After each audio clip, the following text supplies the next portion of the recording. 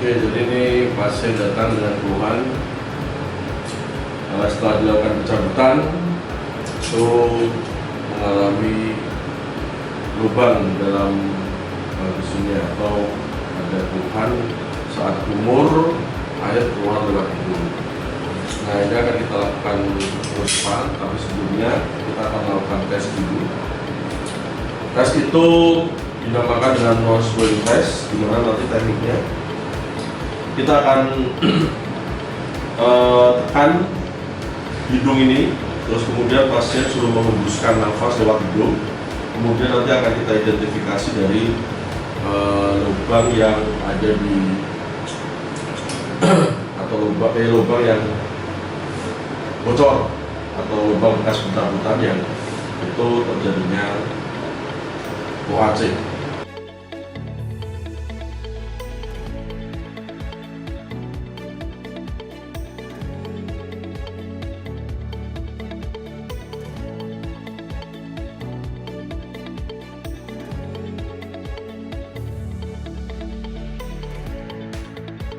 Jadi pada kasus OAC ini kita harus mengidentifikasi seberapa besar lubang yang terjadi pada OAC tersebut. Kalau misalnya lubangnya itu kurang dari 2 mili, maka bisa kita lakukan observasi, yaitu kita tutup dengan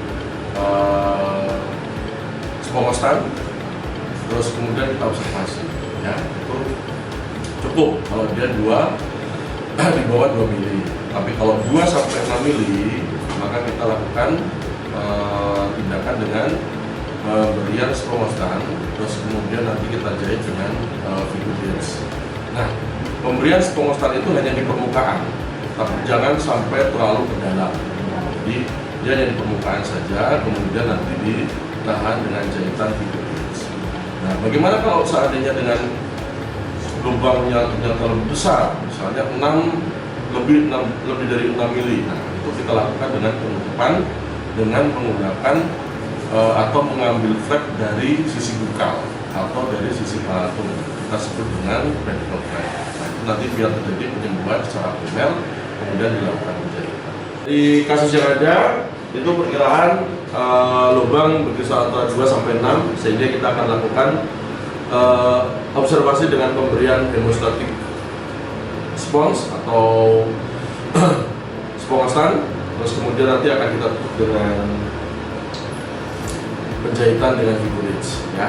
Jadi kita ambil sphingostan dulu, terus kemudian kita masukkan. Ya, ini kita cuma di permukaan aja ya. Jadi kita tutup di sini, terus kemudian kita akan jahit.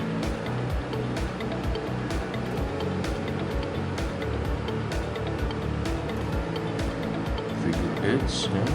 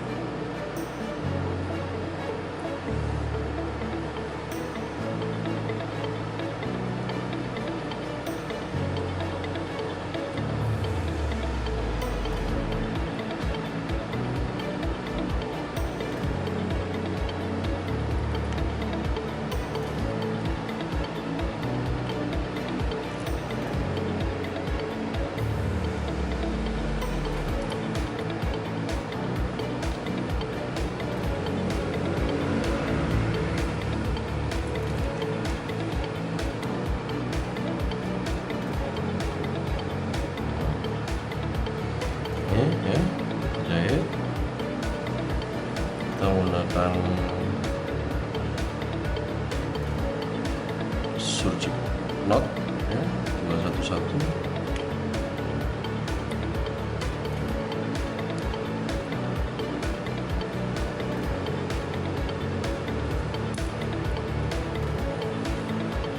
Ini udah cukup kalau dia lebarnya 2 sampai 6. Nah, dengan seperti ini udah cukup. Ini sudah bisa menutup daripada wajah yang terjadi. Ya, saya kira cukup.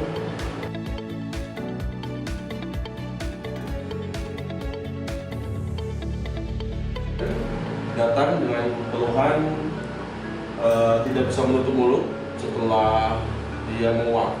Jadi menguap terlalu lebar, terus kemudian dia tidak bisa tutup mulut ya. Nah ini kita lihat tanda-tandanya, dia kesulitan menutup mulut, terus kemudian kita pegang bagian depannya mengatus eksternal. Di sini ada benjolan, ya. Di sini ada benjolan menandakan bahwa kondil itu berada di luar fosa, gitu ya. Sehingga nanti ini akan kita lakukan reposisi. Ini reposisi yang kita lakukan, kita akan menggunakan reposisi dengan teknik pilates atau disebut dengan teknik konvensional.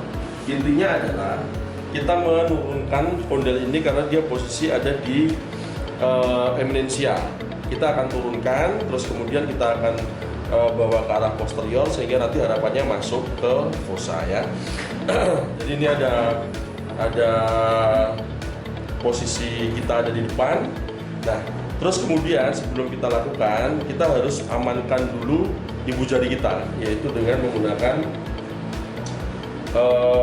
handuk bisa, kemudian menggunakan ini juga bisa kasa ya. Kita amankan dulu.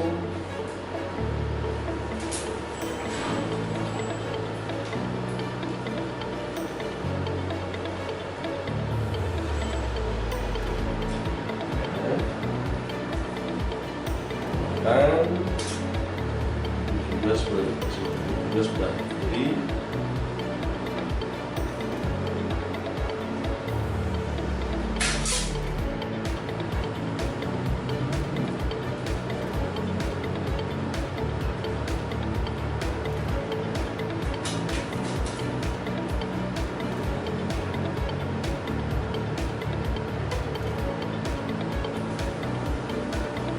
Ini supaya apa? Supaya nanti ibu jari kita tidak tergigit. Karena ini tarikannya cukup kuat, karena dia ditarik oleh masseter sama petribidus medial ya. Sehingga ini kita akan lakukan reposisi dengan teknik konservatif atau biasa disebut dengan Hippocrates ya. Jadi nanti ibu jari ini kita akan masukkan ke bagian posterior, jadi paling belakang sana. Terus jari-jari kita itu memegang mandibula. Terus bagian posterior ini kita akan masukkan ke dalam. Terus kemudian setelah itu kita dorong ke belakang. Iya. Sambil kita perintahkan untuk menutup. Mas, tutup mulut, Mas. Tutup mulut. Nah, ini sudah terreposisi ya. Jangan digerak-gerakan, tutup dulu ya. Nah, gitu. Nah, ini udah terreposisi. Setelah terreposisi, kemudian kita akan tahan dengan menggunakan head banded ya. Kita akan pasang head banded. Kita menggunakan teknik ipsilateral ya. Jadi ini unilateral. Nah, ini kita pegang bagian kondil yang menonjol di sini ya. Jadi setiap kita melakukan tindakan untuk reposisi, pastikan bahwa pasien itu rileks, tidak usah disiap-siapkan untuk kita melakukan tindakan reposisi. Sampaikan aja bahwa kepada pasien untuk mengatakan bahwa ini akan saya lakukan pemijatan gitu, sehingga pasien rileks, jangan dipaksakan atau jangan dia dibuat tegang dengan mengatakan Pak ini mau saya reposisi, jangan, nanti malah dia akan tegang, tapi buat dia rileks dengan mengatakan bahwa Pak ini saya pijitin ya, nanti biar bisa terreposisi. Jadi kita pegang bagian kondil yang menonjol, yaitu 1 cm depannya meatus acus diastasis, kemudian nanti bagian posterior ini kita akan pegang. Nah, terus ini akan kita tekan ke bawah. Kita akan merasakan sebelah sini kondil itu bergeser ke bawah. Nah, sambil ditekan, kondil ini ditekan, terus ini kita dorong ke belakang, terus pasien suruh nutup Mas, nutup. Jempol kita tarik. Nah, ini udah terreposisi kembali ya. Ini dengan teknik ipsilateral kita pegangin bagian sini ya. Sama setelah ini kita akan lakukan dengan head banding. Oke, berikutnya dengan teknik Gottlieb ya. Jadi posisi operator ada di belakang, terus kemudian nanti kepala kita senderkan pada perut kita, terus kemudian nanti ujung ibu jari itu akan kita masukkan ke bagian posterior ya. Terus kemudian setelah itu kita tekan. Nah, jari-jari ini akan ada di bawah mandibula. Setelah kita tarik ke bawah, terus kemudian kita memasukkan ke dalam. Ya, sambil suruh nutup. Nutup, Mas. Iya. Nah, itu juga sudah terreposisi, ya. Reposisi menggunakan breast pivot ya. Ini posisi pasien ada di depan kita, terus kemudian operator menghadap ke pasien, terus kemudian nanti kita akan masukkan jari-jari kita ke dalam posterior ya, ke dalam posterior itu. Terus kemudian ibu jari ini pada dagu, terus yang bagian jari ini kita tekan ke bawah, terus kemudian kita dorong ke belakang, terus suruh tutup pasien, tutup ya. Nah, ini dengan teknik breast pivot. Oke, kita reposisi dengan teknik metode ya. Jadi kita akan menggunakan refleks muka. Harapannya dia akan membuka lebih lebar, kemudian pas waktu menutup dia akan kembali. Tapi ingat, untuk merangsang terjadinya dia itu muta itu kita harus menggunakan bahan atau alat yang lembut ya, karena nanti ini akan kita usapkan di bagian posterior dari uvula, dari palatum mol ya, sehingga nanti akan ada refleks muta ya.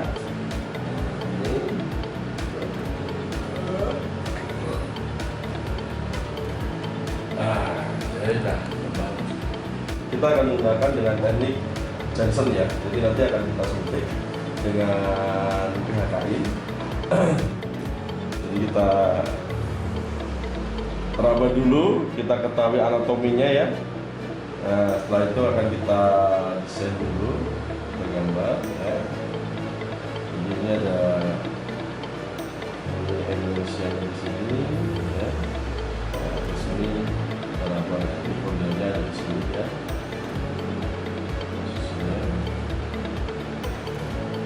Ini, nah, kita tentukan, nah titiknya di sini, pas di sini, ya. Terus kemudian ini harus ada jarak sekitar 1 cm, ya, 1 cm di depannya. Tapi posisinya karena ini ada lubang telinga, jangan sampai kita nyetek lubang telinga. Jadi kita harus identifikasi ini dulu, oke? Jadi kita akan suntik ya. Ini udah masuk ya, set. Oke, setelah itu ya. Nah,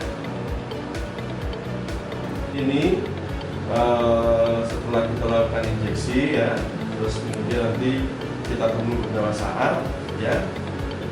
Nanti ini akan jadi relaksasi ya, ini akan mencoba nanti menutup. Nah, nanti akan bergerak kemudian menutup sendiri. Nah, tapi kalau misalnya belum, nanti kita bisa lakukan dengan beberapa manipulasi teknik yang tadi, sehingga nanti bisa kembali tanpa harus menimbulkan rasa sakit karena di sini sudah diinjeksi dengan PHKI. Oke, saya kira gitu. Nanti kalau misalnya udah kembali, terus kemudian kita lakukan dengan headband. Jadi setelah dilakukan reposisi, kita akan melakukan fiksasi dengan headband ya.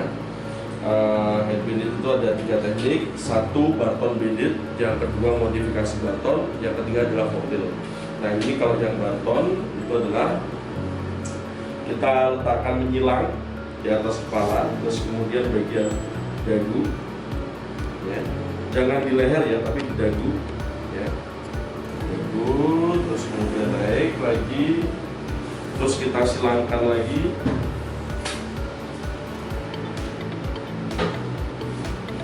Terus bagian belakang juga menyilang. Nah, ini setelah sampai sini kita ke depan, ke dagu. Jadi dagu itu nanti di depan ada 2, satu dari bawah, satunya dari atas. Kemudian itu naik lagi.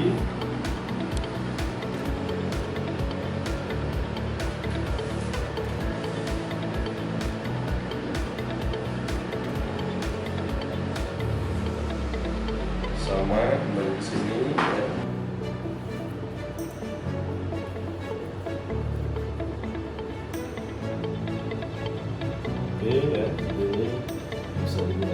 untuk kondisi situasi mobilisasi fraktur kondel bisa fraktur juga bisa. Nah, setelah ini kita uji.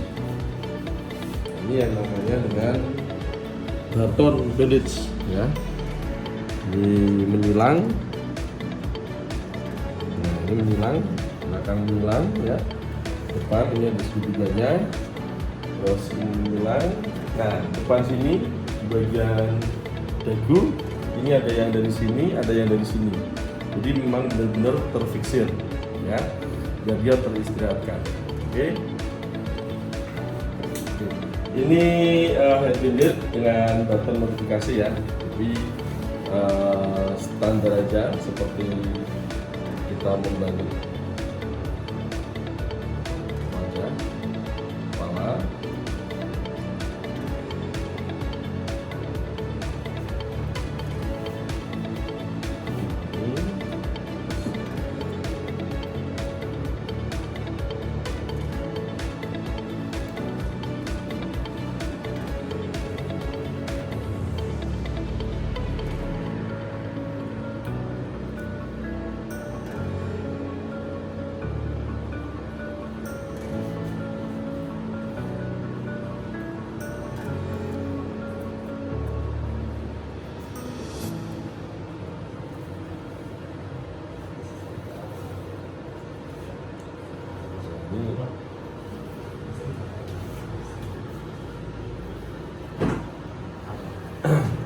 Cuman kalau modifikasi ini ada kelemahannya, yaitu kelemahannya bagian dagu itu hanya ditopang dari sisi bawah aja, jadi dari bagian depannya tidak dilakukan, sehingga cuma di bagian di sini aja ya. Jadi rekomendasinya tetap dari baton bandage ya. Ini karena yang sini tidak tertekan, cuma menekan gini aja ya, tapi ini oke. Oke, jadi sekarang kita akan lakukan fiksasi dengan teknik fortel. Jadi ada 4 ekor, kita bisa buat seperti ini. Jadi kasar bisa, dari kain pun bisa. Yang jelas ada 4 ekor ini. Jadi nanti kita akan lakukan fiksasi yang ini. Jadi posisi ada atas, ada bawah. Yang atas nanti ke belakang, ya. Kita ikat.